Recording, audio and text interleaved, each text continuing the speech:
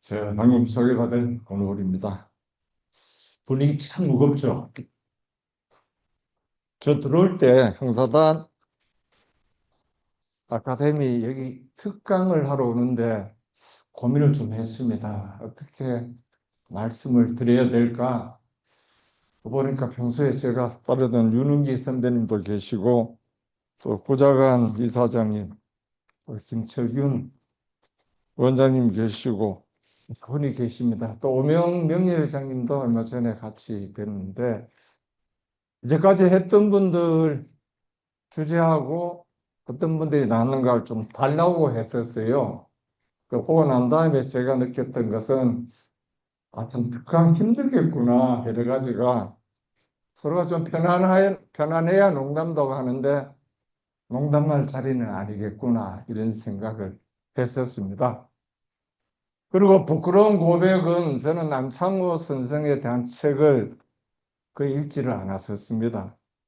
학교 다닐 때 사회책에서 국사책에서 안창호 선생님에 대해서 들었고 알았고 학교 다닐 때 주위에 흥사단 활동하는 친구를 통해서 그런 활동이 있구나 이렇게 알았습니다. 급히 도산 안창호 선생 책을 한 두 권 막 속독으로 쭉 읽고 그리고 오늘 이리 왔습니다. 올 때 마침 우리 주제가 국가보훈정책의 현황과 과제 이래 되니까 이 문제는 제가 그래도 여기 와서 원고 없이도 좀 말씀드릴 수 있겠구나 싶어서 가벼운 마음으로 왔습니다.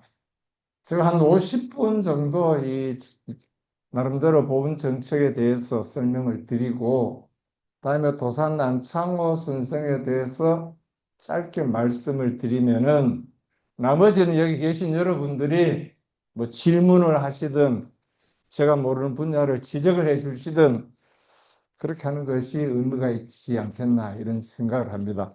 이게 넘어갑니까? 내가 넘길 수 있도록 좀 적어요. 일찍 우리 직원들이 나와 있는데요. 직원들 새벽에 세종에서 왔답니다. 박수 좀 부탁드리겠습니다. 가운데부터. 보훈의 의미, 그다음에 도산안 창호 국가보훈정책의 과제에 있는데요.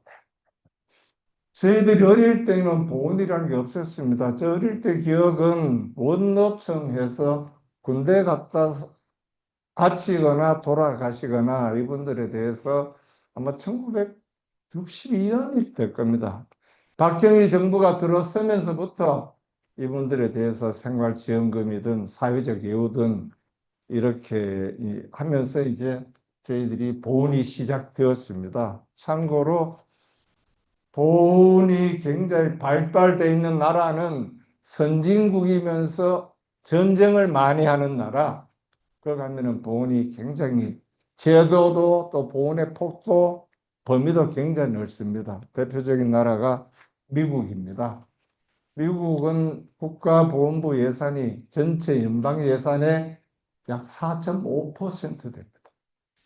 가끔 가다가 우리 보훈 가족들이 미국하고 비교를 하고 호주하고 비교를 해서 우리 보훈 예우가 너무 턱없이 미약하다 이런 이야기를 들을 때마다 제가 생각하는 것은 미약한 건 맞지만은 나름대로 최선을 다하고 있습니다.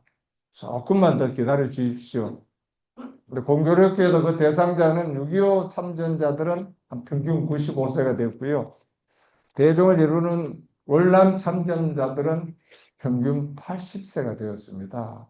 이분들은 세월을 기다리기에는 우리가 나이가 너무 많아서 내 죽기 전에 뭔가 조금 더 화끈하게 안 되겠나 이런 것이 우리 현재 한국 보훈의 현 주소입니다. 거기에 대해서 이제 독립유공자가 있고 민주유공자가 있는데 우리 보훈의 범위는 대충 이래 그렇게 나갑니다. 그렇게 나가는데 그게 보훈의 의미고 얼마 전에 그 상하이에서 우리 상해 임시정부 청사를 둘러보면서 국민주권정부 이재명 대통령께서 이렇게 말씀을 하시더라고요. 보훈은 국가의 미래입니다. 왜냐하면 보훈이 잘 되어야 국가와 공동체를 위해서 헌신하고 희생하는 것이 의미 있는 일이구나. 예우를 받는 일이구나, 명예로운 일이구나, 그리고 거기에는 경제적 보상도 따르는 일이구나. 그래서 보호는 국가의 미래입니다. 이렇게 이야기하시는 걸 직접 옆에서 들었습니다. 저도 오늘 생각을 그렇게 합니다. 그 다음에는 도산 안창호 선생님에 대해서는 실제로 제가 아는 게 적기 때문에 그냥 넘어가겠습니다. 이건 나중에 다시 말씀을 드리도록 하고요. 그 보훈 정책에 대해서부터 바로 좀 말씀을 드리겠습니다. 우리나라 국가보훈은 독립유공자, 참전유공자, 민주유공자, 그리고 독립의료, 그다음에 보훈외교, 이 5개로 대별을 합니다. 가장 대표적인 것이 독립운동을 하면은 3대가 망한다. 실제로 그랬습니다. 실제로 그랬는데 그런 이야기를 합니다. 독립운동을 해서 소원을 받은 분들이 합쳐서 18,000명입니다. 당시 2천만 우리 대한 국민이 독립운동을 했는데 겨우 18,000명 훈장을 받았다 하면은 거의 독립운동 하지 않은 거 아니냐? 누가 이런 지적을 합니다. 그래서 제가 생각하는 것은 가능하면은 훈장을 좀 주지. 왜 그렇게 이래서 안 되고 저래서 안 되고 북에 가서 안 되고 행정이 미상이어서 안 되고 그런 게 조금 안타깝습니다. 세월은 너무 흘렀고 자료는 없는 상태에서 지금도 국가보훈부는 신고에 의해서가 아니라 자료에 의해서 발굴에 의해서 가능하면 이분들에게 서운을 하고 남아있는 가족들에게 뭔가 경제적 보상이라도 해줬으면 하는 것이 입장입니다. 그래서 이제 국회에는 독립유공자법 예우에 관한 법 개정안이 올라와 있습니다. 올라와 있는데 어떻게 올라와 있느냐? 3대가 망하는 게 아니라 4대, 5대가 망했다 하더라도 그것이 독립운동했는 게 드러나면은 6대, 7대, 최소한 2대는 국가에서 예우를 하고 보상을 한다. 이게 지금 아직 통과는 안 됐지만은 여야가 공히 합의를 해가지고 다루고 있기 때문에 올해 중에는 이 법이 통과될 거다.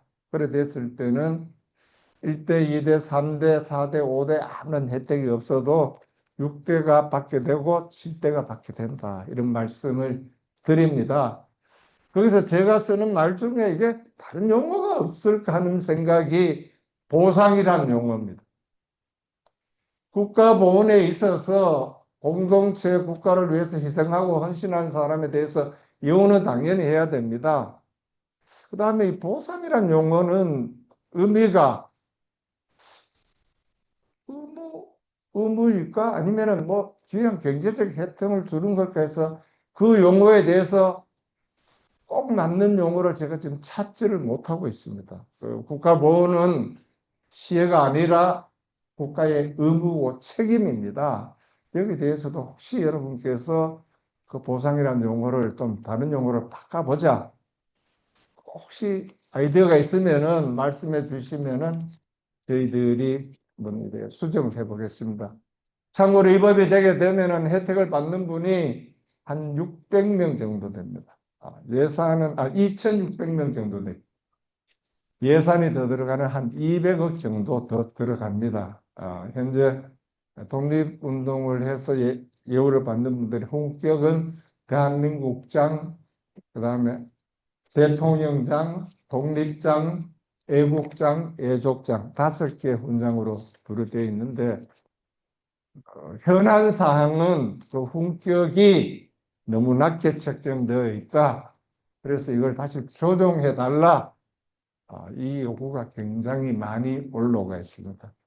안동을 비롯한 영남 지역에서는 어제 오늘이니까 만인소 해가지고 훈격 재조정해 주십시오. 뭐 박상진, 그다음에 김동삼, 이상용, 이회영 이런 분들에 대해서 훈격이 너무 낮습니다.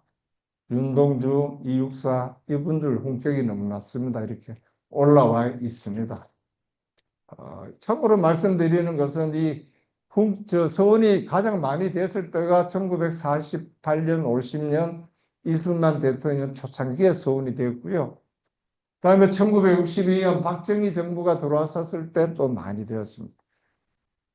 다인간사인지라 서운을 줄 때 그 가까이 있었던 그룹은 상대적으로 높게 평가되고 조금 멀리 있었던 그룹은 조금은 소홀하게 소운이 되었다. 제가 보기는 그렇습니다. 예를 만주에서 무장 활동을 했던 분들은 조금 낮게 된 것 같고요. 또 이승만 대통령 같이 구미 활동을 하거나 이런 분들은 조금 높게 평가되었던 것 같고, 또 박정희 대통령하고 뭔가 어떤 이 지역이 있었으면 좀 높게 평가되었던 것 같아요. 근데 우리 인간사 살아가면서 모든 기준이 100% 객관적일 수는 없지만은 그런 걸 제가 장관이 되면서 보면서 조정하기는 해야 되는구나 이런 생각을 합니다. 이 문제에 대해서는 사람을 놓고 평가하지 말자. 그 기준을 놓고 한번 공론화하자. 그래서 이제까지 그걸 열어보질 않았습니다. 열게 되면 판도라 상자가 되어서 너도 나도 다 본격 조정해 달라고 나오게 되면은 굉장히 혼란스러울 것 같아서 사람은 덮어놓고 기준에 대해서 한번 살펴보자. 이런 생각을 가지고 있습니다. 이제까지 기준은 감옥을 한 9년, 7년, 5년, 3년, 2년 그래 되면 훈격이 오래 감옥 갔다 올수록 훈격이 높고요. 당시에 사회적으로 누구라도 그 명망가 그룹이 있으면은 조금 훈격이 높고요. 그다음에 그 시대에 따라서 이게 훈격이 좀 낮게 조정되고 그런 게 있습니다. 전쟁을 하다 죽으면 훈격이 높게 나오고 집에서 병사로 돌아가시면 훈격이 낮게 나오고 그래서 정량 평가를 했지 정성 평가를 하지 않았기 때문에 받아들이는 분들은 우리의 조상은 실제 운동을 더 했는데 내 재산 100억을 다 팔아서 독립자금으로 내었는데 이런 이야기가 나옵니다. 이 문제에 대해서는 현재 국가보훈부에서는 그 기준에 대해서 한번 공론화하자. 이런 말씀드리는 것은 여기 계신 여러분들도 이러이러한 기준으로 가지고 재사정하는 게 합리적이지 않겠나. 좀 여러분 아이디어를 내주셨으면 합니다. 이제까지는 하여튼 정량평가, 근데 정성평가할 수 있는 어떤 기준을 좀 제시해 주셨으면 하는 그런 마음을 드립니다. 그 다음에 여기에 친일재산 환수관리는 이제까지 환수해서 관리를 하다가 2011년부터 이게 수도비 되어 있습니다. 수도비 되어 있고, 근데 다시 이건 법무부 법입니다. 법무부에서 법을 만들게 되면은 친일재산 최대한 발굴해서 환수하면은 원칙을 그렇게 정했습니다. 충청도에서 환수를 하게 되면은 그 지역 독립유공자를 위해서 우선적으로 쓰자. 그래야 뭔가 이 주인의식을 가지고 그 찾는데 조금은 더 활성화되지 않겠나 이렇게 판단을 합니다. 내가 친일 재산을 뭐 10억이다 100억이다 환수를 했는데 내 가까이에게 쓰지 못했을 때 과연 그걸 적극적으로 그 발굴하고 환수할 수 있을까? 이래서 그 문제는 법무부하고 그대로 썼는 그 지역에서 우선적으로 활용할 수 있는 방법을 찾고 있다 이런 말씀을 드립니다. 국내외 사적지 관리하고 독립영웅 귀환을 추진하고 있는데요. 가장 문제가 되고 있는 것이 안중근 의사 유해를 아직까지 찾지를 못했습니다. 2008년도 중국에서 두 번의 그때는 땅을 파서 발굴했는데 실패를 했습니다. 그 안중근 의사 유해 발굴하는 데는 절대적으로 북한의 동의가 필요합니다. 안중근 의사 고향이 황해도 해주입니다. 해주이기 때문에 영국권을 주장하면은 북한 인민공화국이 영국권을 주장합니다. 2008년도에는 남북 관계도 좋았었고 한중 관계도 좋았었기 때문에 북한에서 동의를 해줬고 두 번을 발굴했지만은 실패를 했습니다. 그 이후에 우리 대한민국 정부가 중국 정부 있는데 몇 차례 또 다른 지역 리순감옥 오른쪽 동산파 지역에 발굴 요청을 했을 때 중국은 북한의 동의를 받아오세요. 그래서 완곡하게 거부를 했습니다. 이번에 경주 에이펙에서 이재명 대통령이 시진핑 주석 만났을 때 이 문제로 구체적으로 거론을 했습니다. 긍정적으로 해보겠다. 이번에 중국에 가서 시진핑 만났을 때, 그 다음에 시진핑 총리, 그 다음에 상무위원장 만났을 때 이 문제를 거론을 했습니다. 마찬가지로 협조를 해주겠다. 그런데 전제는 북한의 동의입니다. 이 문제가 왜 중요하냐면은 그 안중근 의사가 쓴 책이 미완성이지만은 동양평화론이라는 책이 있습니다. 한국, 중국, 일본이 각자의 위치에서 국력을 키우고 남나라 넘보지 않고 그랬을 때 동양삼국이 평화를 이룰 수 있으며 그것이 인류 발전에 기여할 수 있다. 그 동양평화론 내용입니다. 이 문제는 일본도 관여되어 있습니다. 디순 감독, 안중근 의사 관련된 모든 기록이 일본에는 있을 거다. 저희 추정입니다. 근데 우리 일본인들 몇 번 협조 요청을 했을 때 일본 정부는 소실되고 없습니다. 이게 공식 답변입니다. 근데 일본이라는 나라는 굉장히 기록을 하는 나라이기 때문에 소실되었을까? 아마 있을 텐데 하는 게 저희들 추정이고 이번에 2.28 독립선언대 동경 출장 가서 그 이영 대사인데도 이거 진짜 조용하고 은밀하게 기록 체크 좀 해주세요. 어디 있어도 있을 겁니다. 그래 되면은 구체적으로 안중근 의사 유해가 어느 지역에 묻혔다고는 기록이 나오지 않겠나. 저는 이렇게 해서 안중근 의사 유해 발굴 사업은 한중일 북한 진짜 동양 평화를 여는 하나의 계기로 작용할 수 있다. 이렇게 판단을 합니다. 또 하나 일본에서 부정적으로 나오는 가장 큰 이유는 상대가 이토 히로부미이기 때문에 일본에서도 조금은 소극적이고 부정적이 되지 않겠나 합니다.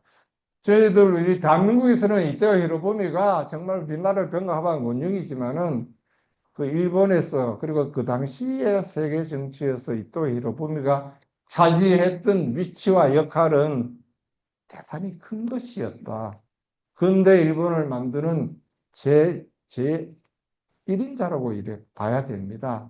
이런 모든 문제를 해결하기 위해서 안중근 의사 위해 봉환 작업을 추진하고 있는데 그것은 결과적으로 현대사 한중일 북한의 평화를 가져오는 서로 협력하여서 계기가 될 수 있고 남북 긴장 완화에 물꼬를 트는 어느 촉매 역할도 할 수 있다. 그런 입장에서 저기에 조금 저희들이 매달리지만은 아직까지 성과는 없습니다.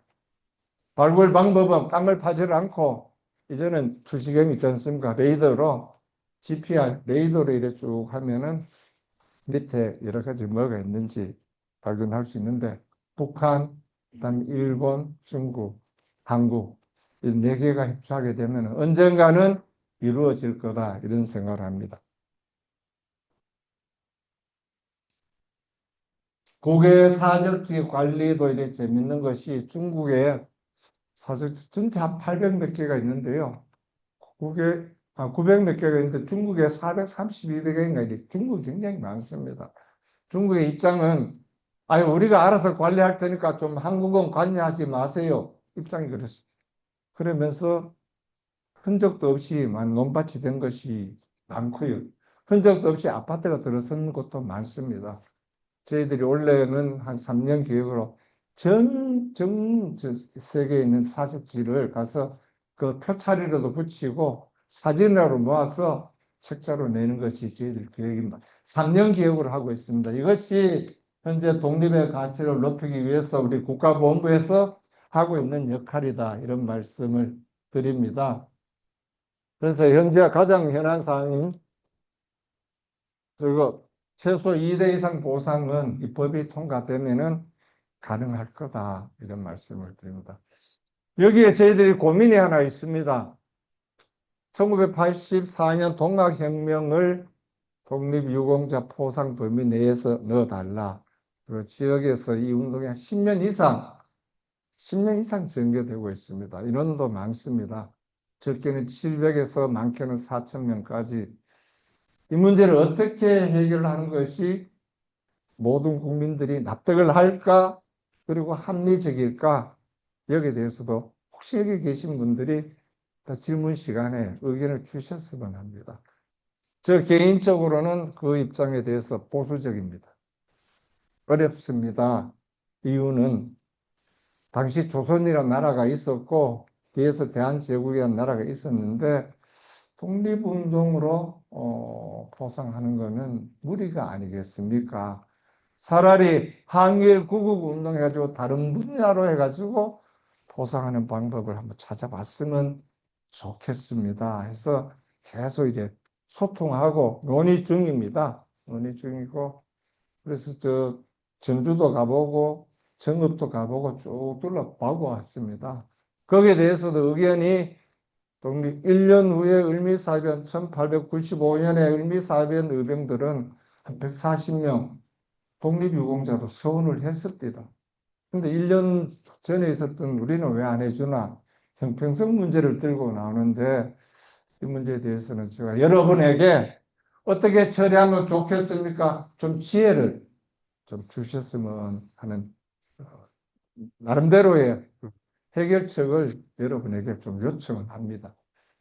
이것이 우리 독립의 가치를 높이는 이런 문제고요. 여기 대해서 제가 요즘 그런 생각을 합니다. 내가 이 시대에 태어났더라면은 나는 어떻게 처신을 했을까?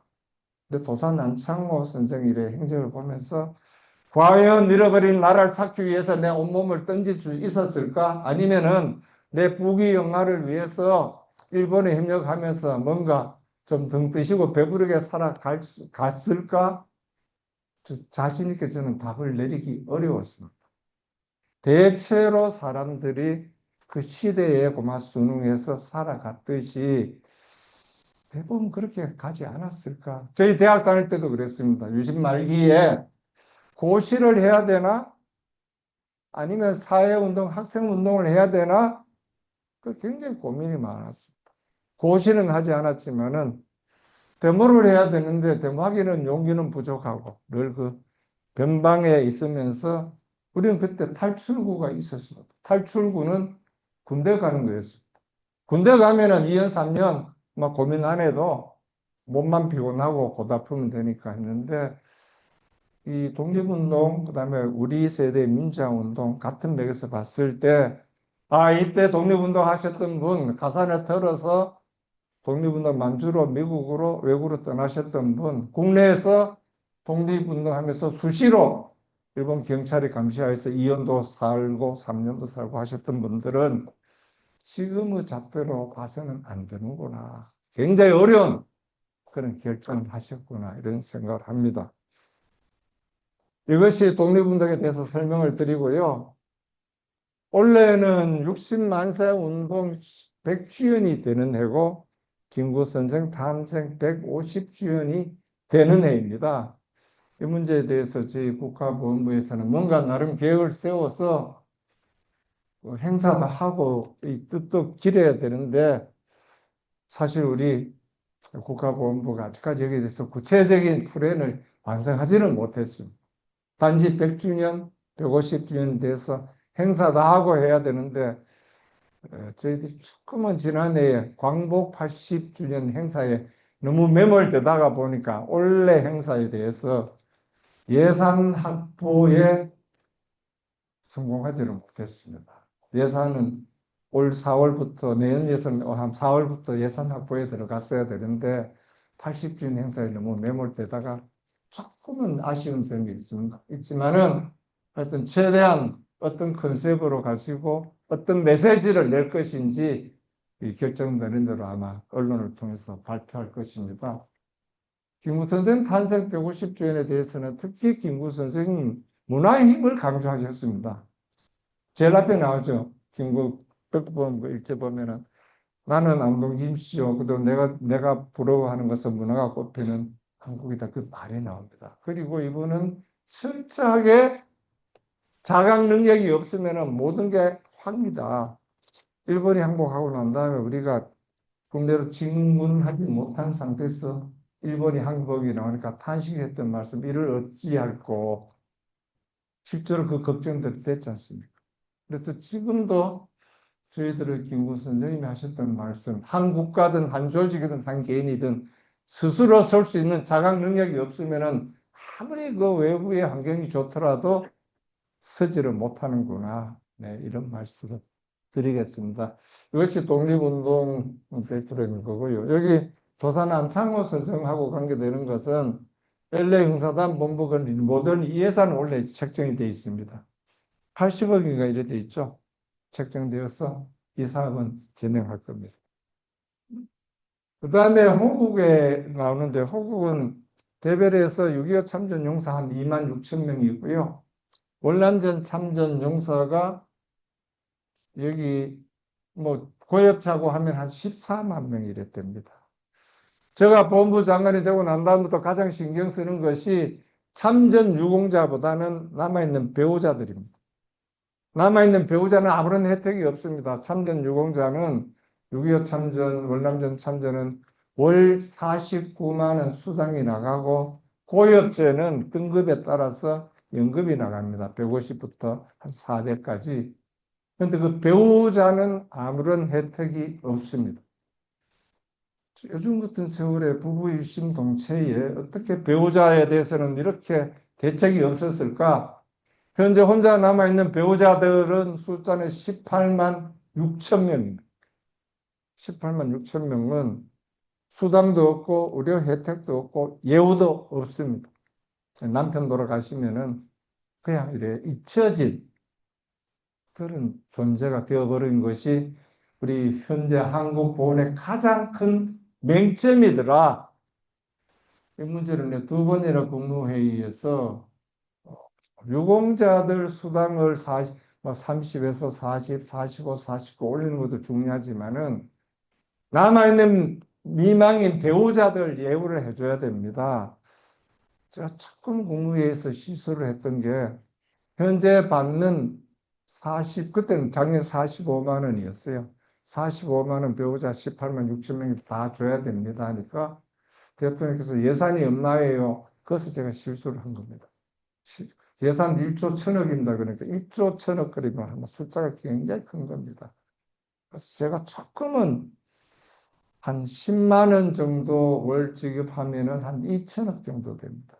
그러면 조금 귀를 기울일 수 있어요. 당장 1조 1천억이 새로 예산이 들어간다 하니까 두 번이나 제가 이래 국무회의에서 거론을 했었는데 우리 전체 예산이 지금 6조 4천억인데 거기에 1조가 더 올라가 버리면 7조 4천억이면 그래서 뒤로 미루고 해서 타협책으로 했는 것이 이겁니다. 생계지원금 오케이. 그럼 연세 80세 이상 중위소득 50% 이하 여기에 월 15만 원. 이게 여기에 대해서는 그냥 편안하게 넘어갔습니다. 숫자는 한 17,000명 전체의 9%밖에 되지 않지만은 일단 이렇게 시작하면은 내년도에는 중위소득 100%, 그 다음에는 나 연세 75세 이하 이렇게 되면은 모든 배우자들이 있는데 이재명 정부 5년 이내에 전체 혜택이 가지 않겠나 저는 이렇게 생각을 합니다. 그래서 혹시 주위에 그 참전 유공자 배우자들 계시면은 각 지청에 이제 신고를 하셔야 됩니다. 이제까지 그 명단도 정리가 안 돼 있는 상태이기 때문에 신고를 하시게 되면은 점점 어떤 식으로든지 혜택을 받게 되는데 하는 말씀을 그저 건강하게 90세, 100세까지 버티셔야 됩니다. 네, 농담으로 그렇게 이야기를 합니다. 이 문제에 대해서 가장 하시는 분들이 6.25 참전 유공자 95세 되는데 이분들을 만나면 거의 하나같이 그런 이야기를 합니다. 야, 내가 죽으면은 우리 할머니는 어떻게 거의 다 그 이야기 합니다. 그래서 속으로는 저는 이 어르신들이 평소 금슬이 그리 좋았었나? 대면대면하게 사셨는데 죽을 때가 되니까 그렇게 걱정이 되시나? 이구동성으로 그 이야기 합니다. 내가 죽으면은 어떻게 하냐? 그러면서 하는 이야기, 요즘 세태, 우리 자식들이 돌보겠나? 우리 딸들이 돌보겠나? 나라에서 좀 돌봐야지. 그런 이야기를 하는데 이제 시작을 했다 이런 말씀을 드립니다. 그 다음에는 제가 하는데 이제 군대 좀 더 갔다 오잖아요. 군대 갔다 오는데 여기까지 호봉 인정을 국가 공무원들은 100% 해줬지만은 공공기관은 80% 정도 해줬는데 이제는 3년까지는 100%다 해주자. 민간이 한 33.7%가 이렇게 해줘요. 그것도 권장사항으로 다 주자. 그래 됐을 때 여성분들이 그럼 우리는 그거는 간단하다. 출산휴가 갔다 오는 것도 호봉에 해주자. 우리 저출산 때문에 나라가 굉장히 걱정을 하는데 여성들이 얘기를 하나 놓아가지고 하는 데는 한 거의 1년씩 휴직이 되면은 그것도 그냥 호봉에 그대로 인정해주고 뭔가 그 메리트를 줘야 또 형평성이 맞지 않겠나 이런 이야기를 했습니다. 거기에 대해서 반대하는 여성들이 꽤 많습니다. 안 돼요. 깜짝 놀랐어요. 국무회에서 그걸 하는데 대통령도 관심을 가지고 그 좋은 방법이에요 하는데 두 번이나 안 돼요 그 소리가 나서 봤더니 하여튼 여성분이었습니다. 왜 안 돼요 하는지 저는 아직까지 해석이 잘 안 돼요. 왜 안 돼요 그지? 결혼을 안 하셨나 그런 생각도 했었습니다. 그래서 우리 호국에 대해서는 이렇게 하고요. 그 다음에 주로 이래 호국에 제일 많은 게 월남 참전 용사들입니다. 한 14만 명 되는데 월남 참전 용사에 대해서는 저희들이 조금은 입장 정리가 좀 애매합니다. 우리가 지원했던 남베트남 위주로 통일이 되었다면은 가서 정말 위령비도 세우고 태극기도 휘날리고 이래 할 텐데 우리가 지원했던 남베트남이 패망을 하고 북베트남으로 통일이 되었기 때문에 이 문제를 어떻게 처리해야지? 근데 놀랍게도 베트남에서는 이 문제에 대해서 그렇게 뭐 너희들이 우리와 싸웠잖아 이걸 묻지를 않습니다. 역시 프랑스를 이기고 미국을 이기고 중국을 이겼던 나라다 보니까 국가의 자존심이 굉장히 높구나. 경제적으로야 대한민국이 월등히 앞서 있지만은 어떤 그런 국민의 인식, 세계를 바라보는 눈은 오히려 베트남이 우리보다 훨씬 더 넓고 자존심이 세구나 저는 그런 걸 느꼈습니다. 그래서 요즘은 저희들이 그래요. 베트남에 가서 함부로 사과하면 안 된다. 노무현 대통령은 베트남에 가서 조금 곤혹스러운 일을 당한 거 아시죠? 국빈으로 베트남 가서 그 월남 파병에 대해서 사과를 했더니 당시 서 기장이 그냥 편안하게 한국 대통령은 여기 와서 사과할 이유가 없습니다. 그러면서 한마디 더 딱 확인 사살을 했죠. 한국은 오로지 미국의 뭐 고달편 미국의 용병으로 왔을 뿐인데 왜 사과를 하십니까? 실제로 있었던 일입니다. 실제로 있었던 일입니다. 그때부터 우리 한국 대통령이 베트남에 가서 우리 베트남 그 파월 군인들이 베트남 조금은 그런 게 있었을 거 아닙니까? 뭐 양민을 좀 해쳤거나 전투해가지고 사람 다치게 하는 거야 다 있을 수 있는 일이지만은 이 문제에 대해서 우리 한국 대통령이나 제 가면은 그런 말을 하지를 않아야 된다. 베트남에서도 그렇게 받아들이는데 굳이 우리가 이야기할 필요 있나? 그제 현재를 중시해 가지고 경제 발전, 양국 우호 관계 증진시키면은 그게 최선이 아닌가 이런 생각을 합니다. 이분들이 현재의 호국 보훈에 가장 숫자가 많습니다. 한 14만 6천 정도 되는데요. 그게 나눠져 있습니다. 고엽제 피해자, 그다음 단순 참전자. 단순 참전자는 참전 수당해가지고 월 49만 원, 45만 월 49만이고 고엽제는 1등급부터 6등급, 그다음에 고엽 교육증 해가지고 경중도 이래가지고 조금 연금이 나가고 또 보상이 나갑니다. 이 문제도 받는 분들은 적다. 받는 분들은 적다는 입장이고 주는 국가 입장에서는 예산이 확보되는 대로 조금씩 더 드리려고 하는데 받는 사람은 늘 거기에 대해서 저희들이 와서 항의를 합니다. 우리 돈 내놔라. 우리 돈 받아가지고 경부고속도로 뚫고 국가 건설했으면은 이제는 먹고 살만하니까 우리 몫을 내놔라. 실제로는 그랬을 겁니다. 그때 브라운 각서에 의해서 우리 파병 한 명에 대해서 미국이 한 예를 들어 5를 줬는데 우리 그때 갔던 군인들이 받았던 것은 1이나 1.5만 받고 나머지는 국가 재산으로 환수돼 가지고 그거 가지고 경부고속도로 건설한 비용으로 썼습니다. 사실 실제가 그렇습니다. 실제 그래도 이미 다 지나간 일을 가지고 다 원상회복해가지고 하기에는 좀 쉽지가 않다 이런 말씀을 드립니다. 그래서 저희들이 호국에 대해서 하는 건 이런 거고요. 이 호국에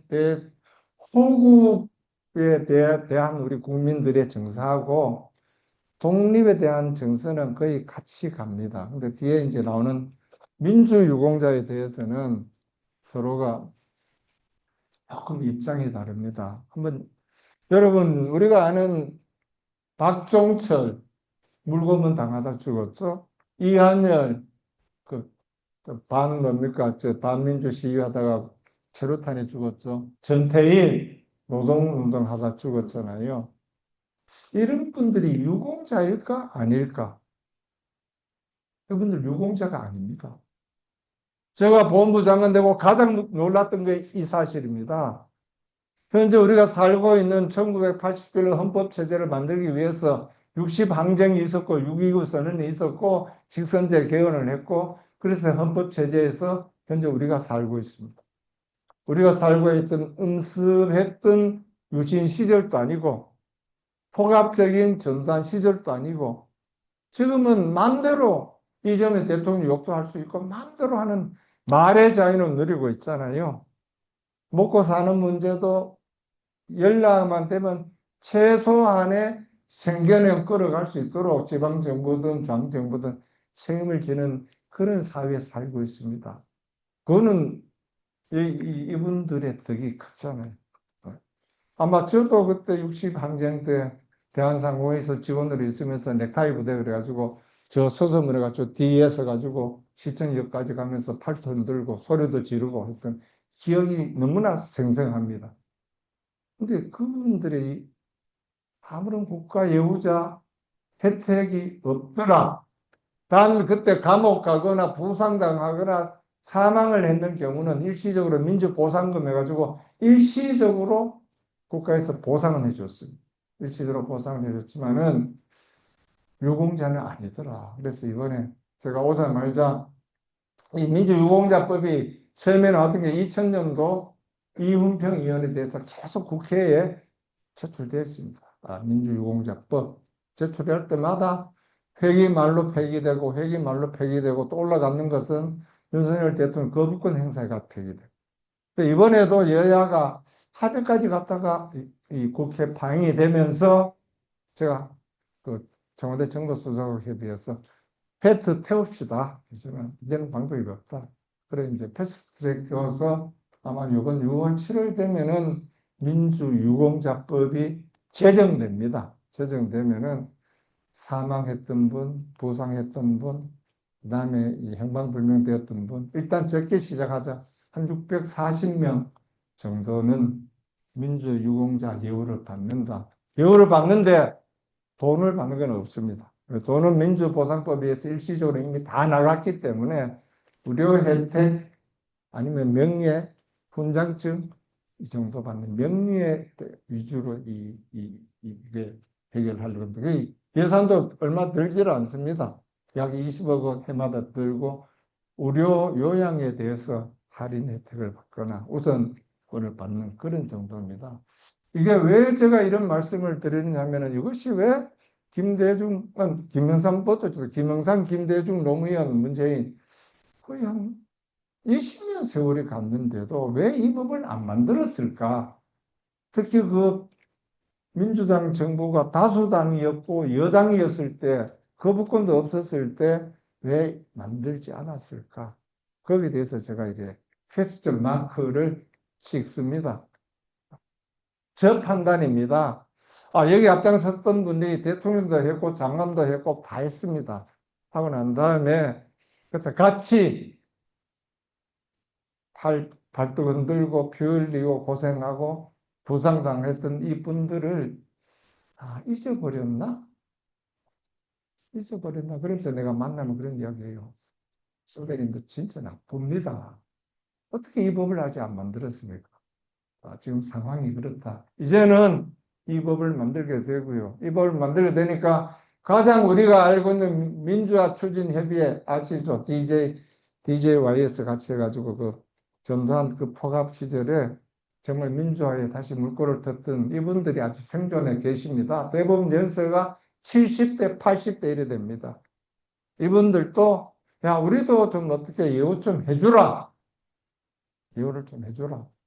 근데 일부는 경제적 보상을 받았지만은 나머지는 그냥 민주화된 나라에서 뭐 집에 뭐 자식들인데 자랑할 수 있는 뭐 저런 것도 없고 증도 없고 경제적 저것도 없고 해서 굉장히 많이 주장합니다. 저 개인 입장에서는 당연히 해드려야 되는데 그것도 절차가 있어서 이걸 어떻게 처리해야 될까 고민 중이다 이런 말씀을 드립니다. 그래서 현재 저희들이 하고 있는 국가보호 3대 축, 독립유공자, 참전유공자, 민주유공자, 가장 뒤에 따라왔던 민주유공자 문제에 대해서는 어느 정도는 이제 가닥을 잡는다 이런 말씀을 드립니다. 얼마 전에 제가 남영동 물고문 했던 그 현장을 갔었습니다. 물고문 했던 현장을 갔었는데 그것도 저는 처음 가봤습니다. 또 가서 느낀 게 이러이러한 과정을 겪어서 대한민국이 민주국가가 되었구나. 그래 우리 간부 직원들 전부 다 그 관람을 하라고 그랬어요. 전부 다 관람을 시켰어요. 왜? 우리가 살고 있는 민주국가가 절로 얻어진 게 아니다.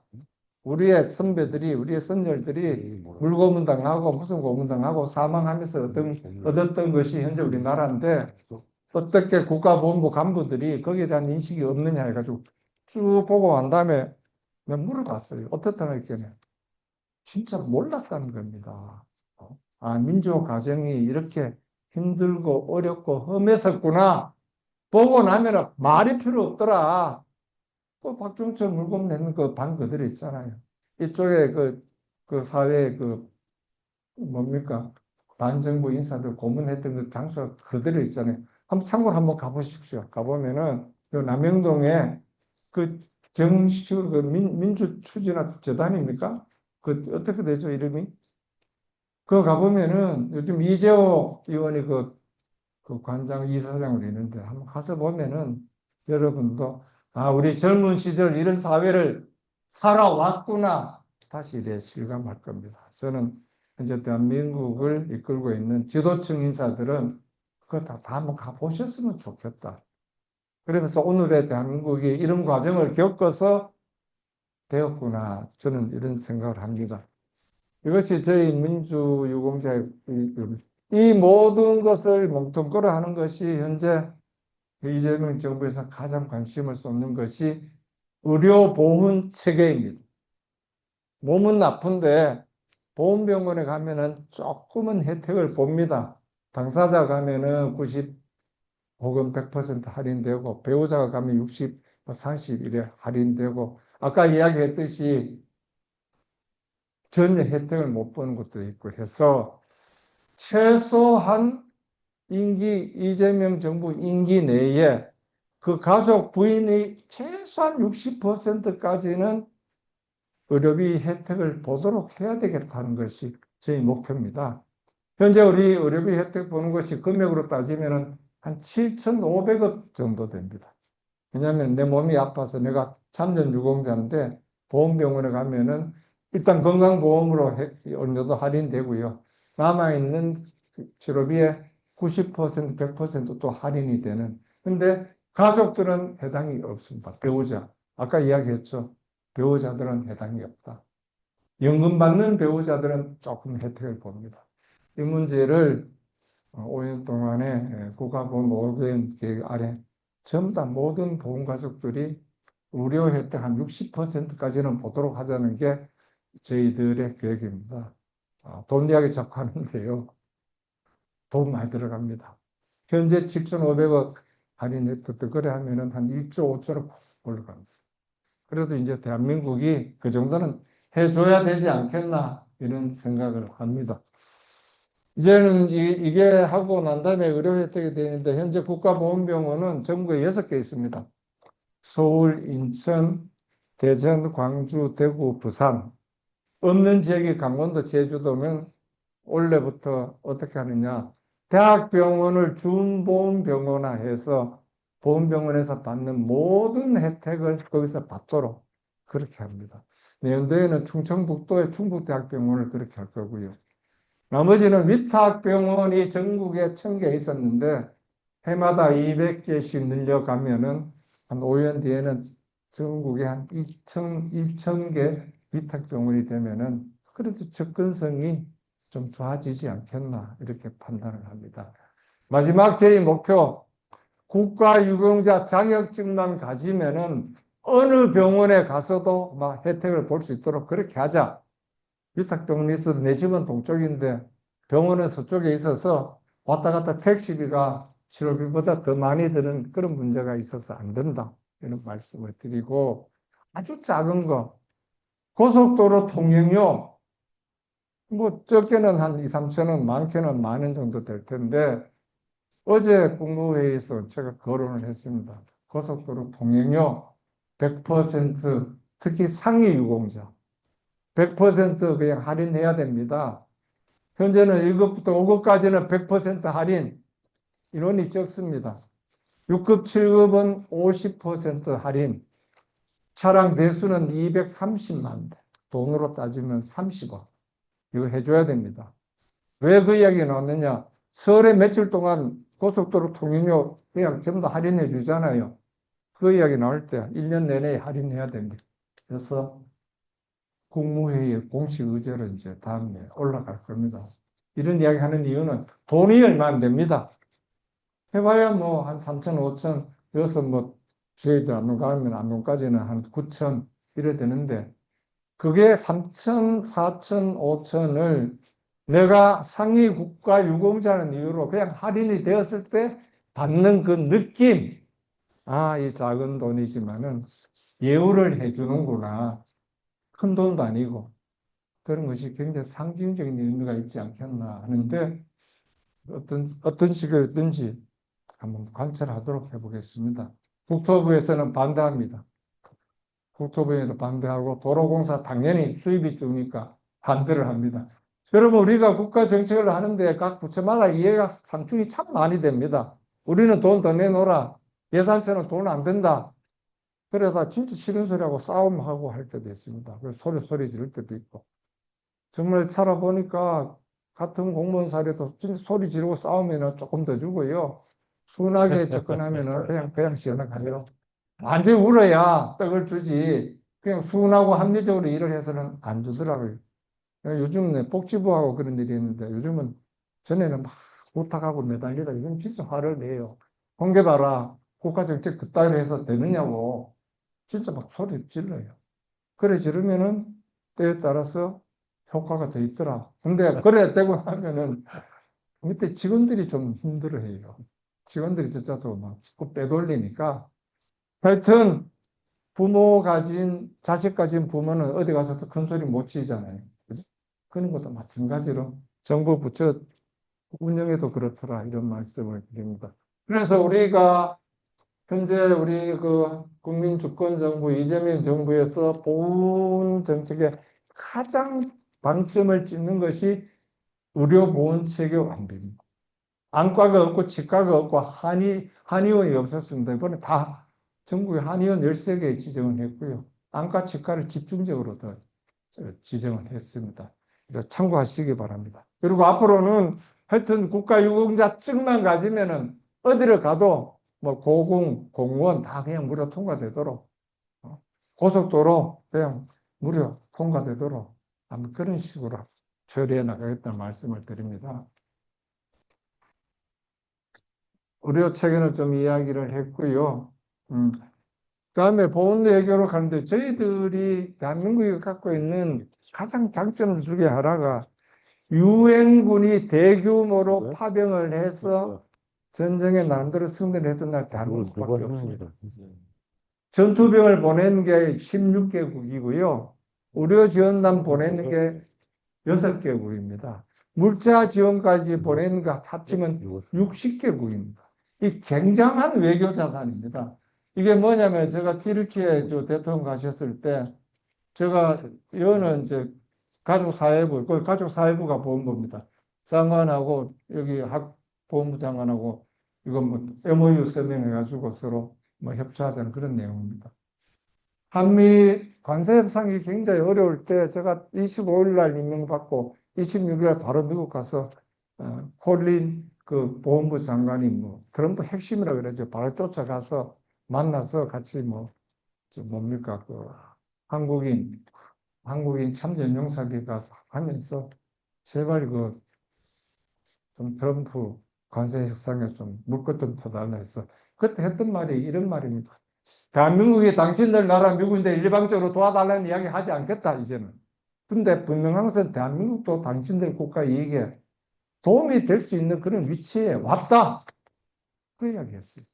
그 이야기 했더니 다음날 바로 뭐 트럼프가 직접 한미 동맹에 대해서 이야기를 하고 북한이나 이웃 나라가 한미 동맹 시험하지 마라. 그래가지고 잘 풀리는 것 같았는데 얼마 전에 또 뭐 관세 가지고 흔들자. 그런 걸 보면서 이제 뭡니까 도산 안창호 선생님 말씀으로 돌아갈게요. 이렇게 해가지고 저희들이 원래도 이런 방향으로 16개국하고 하는데 우선순위를 전에는 파병 인원 순서로 우선순위를 뒀는데 그 순위를 바꾸자 그랬습니다. 현재 한국과 무역 관계가 어떻게 되는지 여기를 우선순위를 바꾸자 했더니 의료 지원국이었던 인도가 3인가 4인가 올라왔어. 그때는 군인은 파병하지 않았었거든요. 그러니까 순서가 쭉 바뀝니다. 튀르키예가 그 군인으로 봐서는 3인가 4인가 있는데 양국 무역적으로 하니까 5위로 쳐지고 인도가 위로 올라오고 해서 현재 중실에서 본외교를 하자 이런 이야기를 했고요. 29년도에 대전에서 열리는 세계 상위 군인 대회 유치를 이제 원래 결정이 되는데 아시아에서는 한 번도 한 적이 없대요. 아시아에서 한 번 하는 거로 해가지고 저희들이 추진을 하고 있습니다. 이거 하게 되면은 이것도 또 하나의 뭐전 세계적으로 한 보훈 외교의 하나의 또 성과가 안 되겠나 이런 생각을 합니다. 이게 이제 마지막이고 다시 앞으로 돌아가면은요, 이 문제를 좀 말씀드리겠습니다. 내가 왜 도산 안창호, 우리 여기 뭐가 있냐면은 표창공원 국립화 성격 추진을 하고 있습니다. 아마 그 동네에 계신 분들은 이해가 직접 걸려 있는데 2018년도 서울시하고 국가보훈부하고 MOU까지 맺었습니다. 맺었는데 그 당시 예산은 한 1,700억 반반으로 해가지고 완전히 성역화하자 그리고 공원화하자. 그 가장 큰 컨셉은 이겁니다. 묘지가 아니라 생활 공간으로 바꾸자. 이제는 전 세계 어디 묘지 가보면은 그 생활 공간이죠. 젊은 사람들 데이트도 하고 동네 노인들 나와서 이 산보도 하고 그런 공간으로 바꾸자고 했을 때 이제 여기에 이 공원의 협상 운동장을 어떻게 할 거냐. 저희들 계획은 협상 운동장 담 다 허물고 여기 축구계는 이걸 없앨 수 없다는 입장입니다. 근데 저희들 입장은 이거 그 동네 주민들이 좀 활용할 수 있도록 뭐 농구장도 만들고 게이트볼장도 만들고 파크 골프장도 좀 만들어서 활용하고 운동장은 같은 용산이니까 저 용산 그 기지 넓은데 그거 가서 대체 부지로 운동장 만들면 안 됩니까? 이 장관의 생각입니다. 근데 아직까지 주민들은 찬반이 엇갈리는데 가장 반대하는 이유, 거기 국립공원화가 되면은 개발 행위가 제한이 된다. 그래 되면 내 집값이 떨어진다. 가장 현실적인 이유로 접근을 합니다. 근데 저희 생각은 그렇지 않습니다. 공원화가 되고 개발 제한을 묵지를 않으면은 오히려 그 자산 가치가 올라가고 무엇보다도 그 동네 사는 사람들이 휴식 공간이 생깁니다. 그렇게 접근을 하는데 일단 박원순 시장 때 맺었던 그게 MOU가 그대로 돼 있고요. 현재 실무선하고는 다시 조율을 하고 있습니다. 아마 3, 4월 되면은 제가 오세훈 시장 만나서 이 문제는 여야를 떠나서 한번 추진을 하자.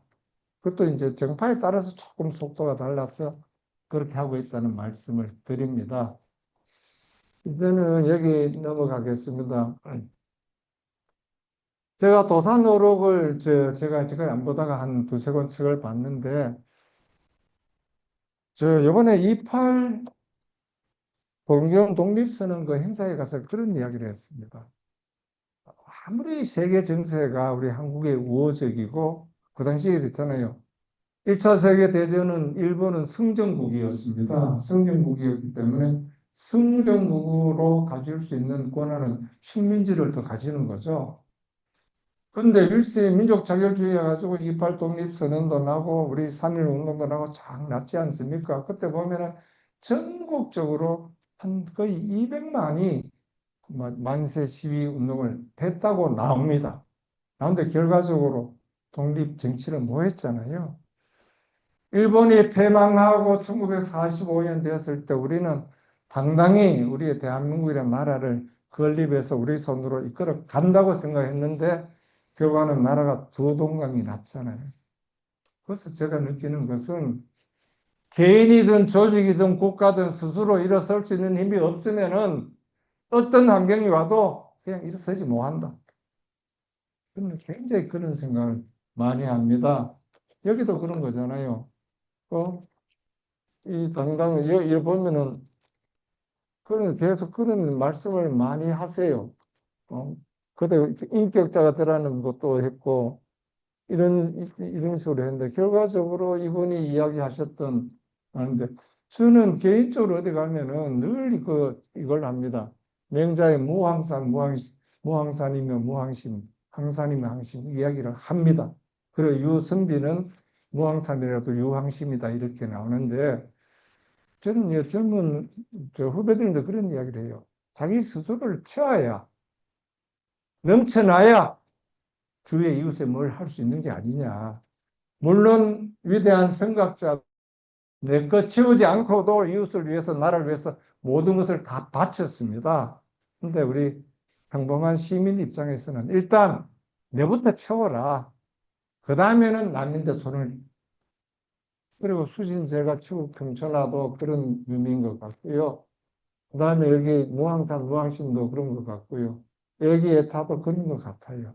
내 스스로를 사랑하지 않으면은 남을 사랑할 수 없다. 정치를 하면서 어제도 인터뷰를 하면서 정치 한 30년 하면서 가장 느낀 게 뭐냐 했을 때 좀 정직했으면 좋겠다.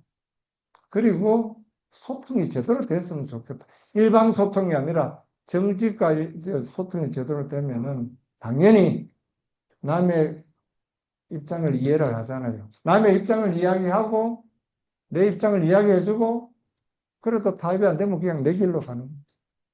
서로가 이해를 하고 내 길로 갔을 때는 적대감 이런 게 안 생깁니다. 근데 그건 이해 없이 내 길로 가면은 적대감이 생기고 증오와 저주가 생기는 거죠. 지금 광화문 광장이 그렇습니다.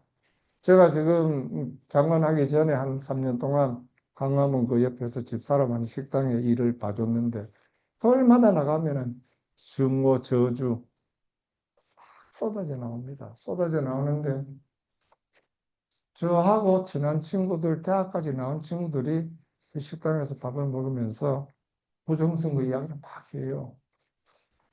아니면 내가 듣고 있다가 니 선거 해봤잖냐? 그런 이야기를 선거 해보지 않았냐? 너 창문에 들어가 봤잖아. 근데 어떻게 그게 성립이 되나? 투표함을 차를 가져가면서 바꾸지 않은 이상은 성립이 안 되는데 어떻게 그 말을 믿어? 근데 대학 교수들이 그 말을 믿고 나를 설득을 하려고 들어왔을 때 참 답답했어요. 굉장히 답답했어요. 이거는 팩트가 아니라 이 확신 체계구나. 이 방법이 없구나. 근데 토요일마다 아직도 나와요. 토요일마다. 그저는 뭐, 이 나라에서 저쪽 광화문 앞에 촛불 부대, 피치 부대는 이제 안 보이는 것 같고, 아직도 광화문 내거리는 토요일마다 나오는데, 가서 진짜 마이크 한번 듣고, 내 생각은 이렇다고 욕 먹더라도 이야기해볼까? 이런 생각이 들 때가 많아요. 근데 식당에 왔을 때 이야기해보면은, 아, 말이 안 되는구나. 이런 생각을 합니다. 이 점에 대해서 우리가 어떻게 해야 되는가에 대해서도 여기 계신 여러분들이 이 해법을 마련해 주셔야 된다. 이런 말씀을 드립니다. 제가 이제 정치한 지 한 35년 됐습니다. 젊어서 34살에 이기택 민주당으로 안동에서 도의원 되니까 90년도 이기택 민주당으로 국회의원 되니까 그 교만함이 마음에 이래 싹이 텄던 것 같아요. 왜? 그때는 전부 다 한나라당, 파란당이 당선되는데, 빨간당이 당선되는데, 민주당으로 한 번도 아니고 두 번이나 당선되고 나니까 나는 너들하고 달라 하는 그 교만함이 또아리를 들고 해서 저는 그때는 몰랐습니다. 그래서 합당해가지고 한나라당 해가지고 재선 삼선은 뭐 절로 되는 거니까요. 그 다음에는 공천이 안 돼가지고 15년 동안 엎어지고 자빠지면서 헛 흘리다가 또 운이 왔는지 이제 69에 이제 장관직에도 올해 이제 나이 70입니다. 57년생. 저는 나이를 한국 나이로 칩니다. 배 안에서 한 살 먹으니까. 근데 여기서 내가 늘 생각하는 게 뭘 생각하느냐 하면은 청문회를 보거나 업무를 보거나 했을 때 김수환, 추기경님 말씀을 늘 생각합니다. 저는 김수환, 추기경님하고 평소에 자주 만나지는 못했습니다. 근데 가끔 그분이 안동에서 첫 심을 했기 때문에 안동에서 오시면 저한테 했던 말씀, 권의원 이자고 막 영세 받지. 내는 성당을 자주 나가도 영세 교리 공부도 안 하고 그냥 들락날락 하니까 그 이야기를 하셨는데 그분이 이렇게 돌아가실 때 이렇게 말씀하셨어요.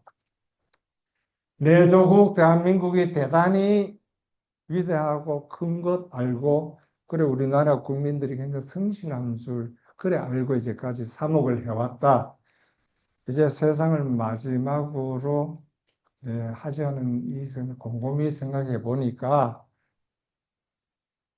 우리 대한민국 국민이 그렇게 정직하지는 않은 것 같다. 그렇게 말씀하셨어요. 이게 실제로 있었던 이야기입니다. 그래서 그게 마음이 아파. 여기도 그런 이야기 나오잖아요. 청문회 많이 보잖아요. 청문회의 요건은 정직하면 됩니다. 정직하면은 한 번 맞고 그냥 지나가고 거기에 대해서 용서를 하든 내치든 이런 겁니다. 근데 청문회 하면서 한 번 거짓말을 하면은 또 해야 되고 또 해야 되고 하면은 사람이 망가지고 엉망이 돼버려요. 저는 청문회를 할 때마다 자기 자신에 대해서 좀 솔직하게 잘못되는 건 잘못됐고 가장 큰 거는 저겁니다. 젊은 시절에 내 재산 누리기 위해서 아파트 투기도 하고 이래 합니다. 내가 잠깐 이 자리에 와서 청문회 할 줄 생각을 못 하는 겁니다. 젊은 시절에 고시하다 늦었습니다. 늦으면 군대 그냥 편법으로 빠집니다. 우리는 알잖아요. 그때는 100명 군대 정원인데 140명인데 40명 군대를 안 가요. 조금만 신경 쓰면 군대 안 갑니다. 우리는 그거 알기 때문에 답은 고시를 하다가 군대 갈 나이가 늦었고 이런저런 편법이 있어서 저도 막 그 편법을 썼습니다. 오늘 이 청문회 자리에 서고 하니까 지도자로서 참 같이 할 참이 미흡합니다. 잘못됐습니다. 그러면 아무 이야기 안 합니다. 왜? 그 나이에는 그게 바로 알거든요. 그런데 거기에 뭐 부동실이 뭐 선바들이 뭐 이거 나오면 짜증나죠.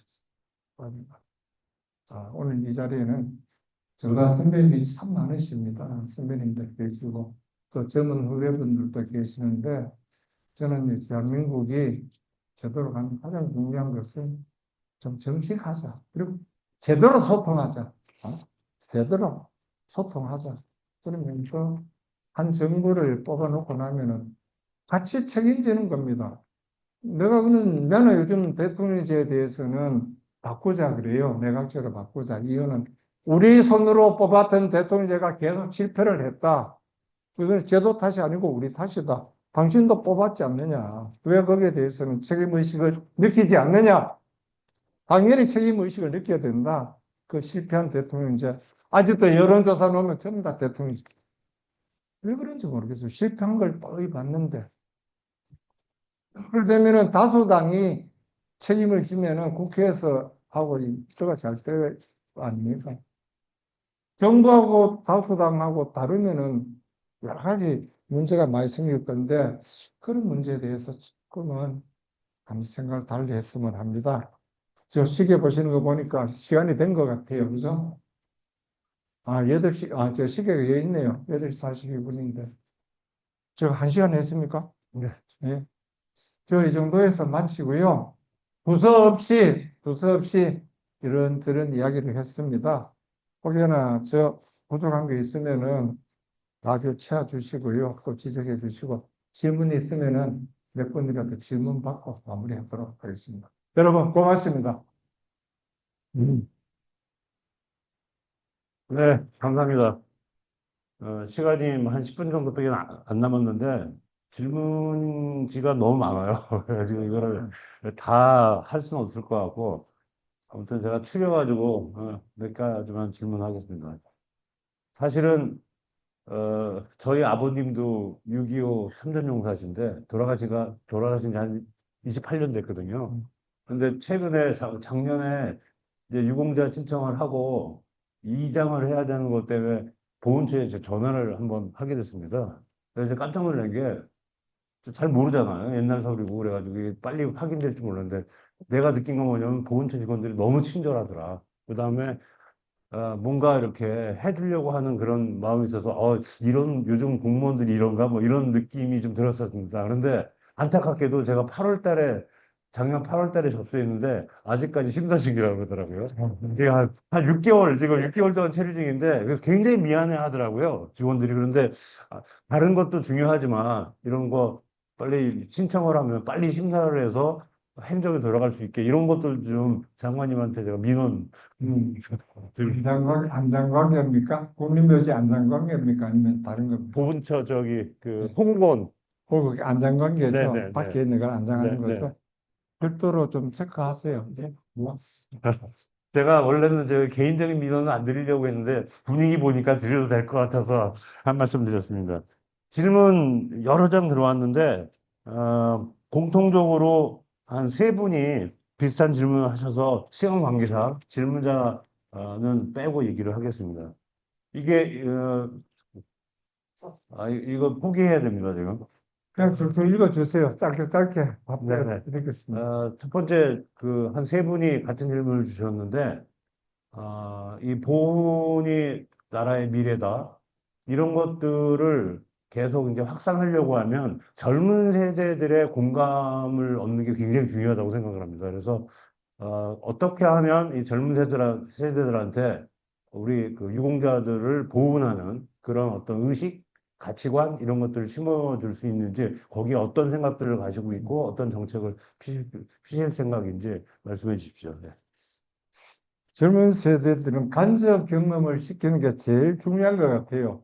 제 스스로 남영동의 민주유공대 제가 보고도 참 느낌이 많았어요. 우리 간부들이 또 한번 쭉 했는데, 그러니까 우리가 보험과 관련되는 시설에 학교의 협조를 얻어서 학생들이 한번 견학을 전부들이 하도록 하는 게 가장 우선인 것 같아요. 말로 하기보다는 보게 하는 것.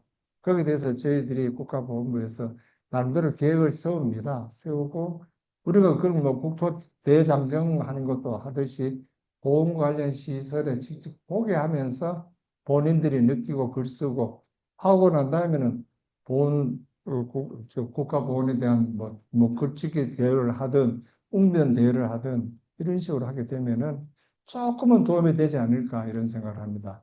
그 다음에 있잖아요. 국가보훈하고 나면은 뭐 훈장증 이런 거. 훈장증을 현재 독립유공자 같은 케이스는 한 7천 명이 훈장증을 안 찾아가고 있습니다. 왜냐하면 북한이거나 그 자식이 없거나 됐는데 어떻게 했느냐. 야, 그 지역 막 그 고향으로 보내서 그 고향 학교에 전시를 해놓거나 고향의 공공시설에 훈장증을 전부 다 비치를 해놓자. 그러면 아, 내 고향에 이렇게 훌륭한 분이 계셨구나 알 수 있도록 하자. 그 사업도 지금 추진하고 있습니다. 답이 되는지 모르겠습니다. 예, 또 질문 중에 공통적으로 또 들어온 게, 어, 지금 미국 홍사단에서 1929년부터 1948년까지 사용하던 본부 건물 네. 매집해서 2025년도 8월 15일 광복 80전에 개관하기로 했는데 지금 늦어지고 있는데 이 부분에 대해서 어떤 계획이 있는지 말씀해 주십사 하는 거하고 비슷한 질문이 상해 임시정부나 윤봉길 의사 기념관에 대해서도 유지보수 계획이나 개선 방안에 대해서 계획하시는 바를 질문하셨습니다. 네. 미국에 있는 안창호 수석 그거는 아까 말씀드렸듯이 원래 예산이 80억으로 알고 있어요. 맞죠? 리모델링 예산이 세워져서 리모델링 하고 난 다음에 재개관할 겁니다. 그거는 이런 식으로 일단 하는 거고요. 윤봉길 그 기념관이라든가 안중근 기념관이라든가 이런 거는 원래 예산에는 그게 책정이 안 돼 있는 걸로 알고 있습니다.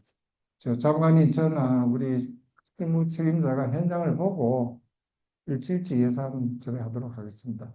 참고로 안중근 기념관에는 이번에 동경을 가서 안중근 의사님 유목 한정을 해서 6달 동안 임대가 여기 그 소유자는 일본 사람입니다. 소유자는 일본 사람인데 그걸 뭐라더라? 부자라고 교만하지 말고 가난하다고 뭐 비굴하지 마라. 그놈의 유목이 하나 돼가지고 가지고 와서 여섯 달 동안 전시를 할 겁니다. 남산에 안중근 기념관 있잖아요. 그래서 그래 할 예정입니다. 또 다른 거 있습니까? 네, 우리 최재형 기념사업회 이사장님께서 문영숙 이사장님께서 질문하신 내용입니다. 서운 상향에 대해서 말씀 주셨는데 지금 최초 서운 연도가 1962년으로 알고 있습니다. 많은 독립운동가들이 서운에 대해서 형평성을 얘기하고 있는데 1962년 최초 서운자부터 미적용된 공적들을 조정해서 순차적으로 상향 작업하는 거에 대해서 어떻게 생각하시는지 여쭤보셨습니다. 현재 규정은 기존 공적 외에 새로운 공적이 나오면은 재심사를 하도록 되어 있습니다.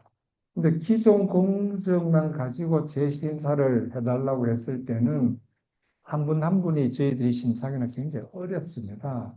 그래서 아까 제가 말씀드렸듯이 기준을 다시 공론화해서 기준을 좀 보완하자. 옛날에 기준이 한 3개였다면은 지금은 시대 변화에 따라서 기준을 2, 3개 더해서 재사정해보자는 게 하나 있고요. 현재 기준을 가지고 하더라도 나타나지 않았던 새로운 공적이 있으면은 그거 가지고 재사정을 할 수 있습니다. 몇 가지 재사정해가지고 공적 처리했던 분이 딱 3분 있었죠. 여운형 선생 1등급으로, 유관순 누나 1등급으로, 홍범도 1등급으로. 그거는 우리 공적심사위에서 한 게 아니라 전적으로 정부적 판단에 의해서 국무회의에서 해가지고 했던 거였고, 그것 때문에 이제 전부 다 공적 재심사에 달라는 요구가 본물이 터지는 겁니다. 저보다도 우리가 못해? 뭐 이런 거 상대 비교를 했어. 우리 안동에도 굉장히 어제 오늘 안동에 온답니다. 만인소 만병 선명 받아가지고 운전을 해달라고 그랬어. 받아들이는 제 입장은 아이고 만인소를 하려면은 지나간 어르신들 품격 조정보다는 먹고 사는 문제에 대해서 좀 해가오지 하는 그런 아쉬움은 있어도 오늘 하여튼 여기 광화문에 관심이 온답니다. 그러면 저도 나가봐야 돼. 최재혁 선생님도 마찬가지로 새로운 공적이 있으면은 저희들한테 바로 제출해 주세요. 제출해 주시면은 다시 살펴보겠습니다. 예, 강의 중에 충분히 설명이 됐다고 생각을 하는데, 또 이제 비슷한 질문이 여러 오셨어요. 여러 개 들어왔는데, 내용이 뭐냐면, 이제 지금 배우자 보상에 관련돼서 말씀을 주셨는데, 더 나아가서 자녀들까지 포함해서 여러 가지 이제 유공자 혜택에 대해서, 어떤 계획이 있으신지 이런 질문이 몇 개 들어왔거든요. 말씀 많이 하셨지만 마무리로 한번 더 말씀. 자녀 문제는 독립유공자는 아까 말씀드렸듯이 다 독립 자녀인들까지 현재 연금이 그 승계가 되지 않습니까? 그런데 이제까지는 독립 45년 전에 후에 전에 돌아가셨던 분은 2대까지 됐고요. 후에 돌아가셨던 분은 1대까지 됐는데 그거 상관없이 전부 2대까지 최초 보장 2대까지는 한다. 이게 국회 아직 법이 통과는 안 됐습니다. 통과는 될 겁니다. 되게 되면은 아까 이야기했죠. 1, 2, 3대가 망하는 게 아니라 1, 2, 3, 4대가 아무 혜택 없이 지나가도 5, 6대가 받고 그다음에 최초로부터 2대는 받는다. 네, 그런 말씀을 드립니다. 그 대신에 참전유공자하고 월남참전자 이분들은 사망자나 부상자가 연금 형태로 되면은 한 번은 이제 배우자인데 승계가 되거나 아랫대에 승계가 됩니다. 그것이 않는 이상은 승계가 안 되는데 왜 독립유공자는 해주고 참전유공자는 해주지 않느냐? 민주유공자가 왜 안 해주느냐 했을 때 저희들은 규정을 독립유공자는 조금 우리가 좀 다르게 보기 때문에 그거는 승계를 해주고 참전유공자는 당대에 끝납니다. 제일 저게 많은 데가 미망인 있지 않습니까? 6.25 참전, 월남전 미망인들은 현재 미망인까지는 승계가 됩니다. 근데 아들, 딸인데 승계가 안 됩니다. 여기에 대한 민원이 끈질기게 들어옵니다. 끈질기게 들어와서 이 문제를 어떻게 해결하느냐. 숫자는 한 5천 명 정도 된다는데 그걸 좀 고민을 하고 있습니다. 이거 승계를 어떤 식으로 해결을 해야 되는가. 해결이 어떤 식으로 나올 겁니다. 보니까 예산은 그렇게 많지는 않아요. 그분들 이야기는 이거 왜 됐든 남편 죽고 경제력이 완전히 없어졌잖아요. 내가 힘들게 어렵게 하는데 내 아들 딸린 데까지는 좀 해줘야 되지 않느냐 하는 게 그분들 주장이고 그 주장은 일리가 있습니다. 근데 거기 또 반대는 그래 주면은 당대에 하면은 그냥 이제 연세 70, 80 해가지고 10년 내로 끝나는데 아랫대로 내려가면 그게 40년, 50년 다시 늘어나니까 그런 문제에 대해서 고민스럽다. 뭐 여기까지만 내 말씀을 드리겠습니다. 적극적으로 보고 있는데 아직 답은 못 내놓고 있습니다.